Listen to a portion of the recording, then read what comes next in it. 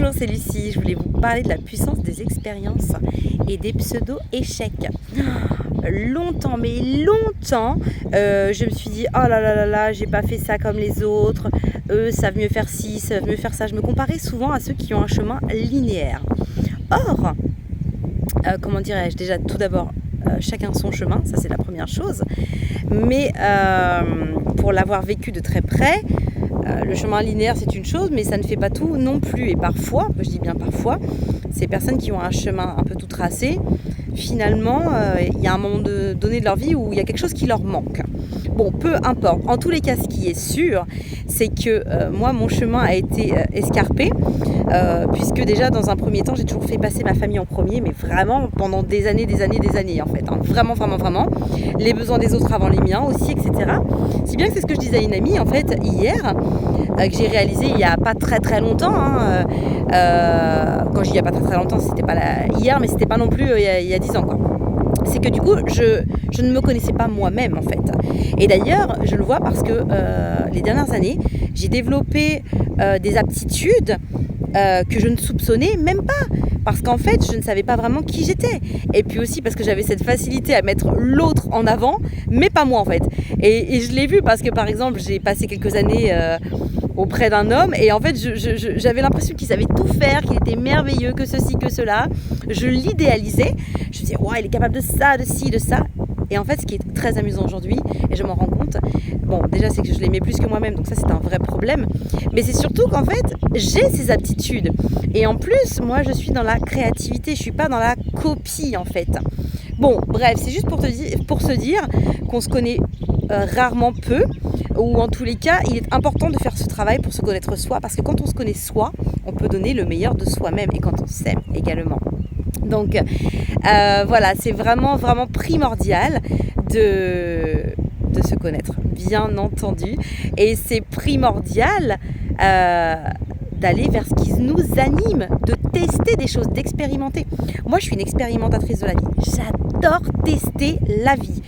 Je suis comme une enfant, mais avec la maturité en plus. Enfin, bien qu'il y ait des enfants qui soient extrêmement matures. Ce que je veux dire par là, c'est que j'adore tester des activités, j'adore rencontrer des gens, j'aime apprendre des gens, j'aime apprendre des expériences des gens. Les individus, les êtres ont beaucoup de choses à nous apprendre. Quand on ouvre l'oreille, et vraiment quand on écoute, hein, pas juste, voilà, quand c'est une écoute active, on a beaucoup à apprendre d'eux. Parce qu'en fait, nous sommes tous richesses, en fait, tous et toutes. Simplement, nous n'en avons pas conscience parce qu'il y a le quotidien, parce qu'il y a des tas de choses, parce qu'il y a des peurs. J'ose un peu, voilà, parce que j'ai rencontré une femme à la plage il y a quelques jours de ça, une femme formidable, et ses amis lui ont dit mais tu la connais pas, etc. Mais c'est dingue quand même. On n'est pas des animaux et les animaux sont encore plus sociables que nous. C'est incroyable. Pourquoi avoir autant peur? Bref, voilà. Mais ce qui est sûr, c'est que c'est dans l'expérience que l'on apprend. Et dans les pseudo-échecs, les pseudo-échecs vous permettent d'avancer. Et d'ailleurs, moi je l'ai vraiment dit avec ces mots-là, il y a peu, là où j'ai le plus appris et là où j'apprends le plus encore, ce sont dans mes périodes de troubles. Face à des décisions que j'ai pu prendre ou face à des personnes notamment que j'ai pu connaître de près ou de loin, voilà. On apprend beaucoup, je le disais tout à l'heure, des êtres, mais bien sûr, on apprend de nos actions, on apprend de tellement de choses, mais pour cela, il faut prendre de la hauteur, en fait. Et puis, il faut aussi, comme je vous le disais sur une autre vidéo, pouvoir aussi avoir un regard et transformer cette opportunité. Parce que pour le coup, c'est une opportunité. Mais c'est une opportunité à partir du moment où on voit que c'est une opportunité, en fait. Voilà. Donc, ne voyez pas vos échecs.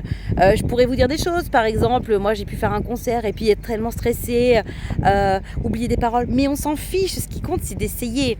Et ça, c'est un message important aussi, c'est de toujours tester. C'est de toujours avancer, en fait. Voilà. Si vous testez, si vous avancez, si chaque jour, il y a un petit pas, ça ira. Tout ira bien. Le pire dans la vie, c'est de stagner et de reculer, en fait. Voilà. Donc, vraiment, n'hésitez pas. Allez de l'avant. Faites des expériences. Ça marche, tant mieux. Ça marche pas, tant pis. Mais Au pire, vous direz j'ai essayé. Et ça, c'est vraiment le plus important. C'est ce que je me dis vraiment. Il y a trop de gens comme ça qui n'osent pas et qui le regrettent. Ou qui, du coup, vous disent oh, c'est génial ce que tu fais, moi, j'ose pas. Ou pire, du coup, qui vous jalousent. Donc, allez vers vos rêves. Vous n'avez rien à perdre. Vous n'avez rien à perdre. Et je dirais même qu'en allant vers vos rêves, il se passe toujours de très belles choses, de très beaux cadeaux du ciel et de très belles rencontres. À très bientôt. C'était Lucie.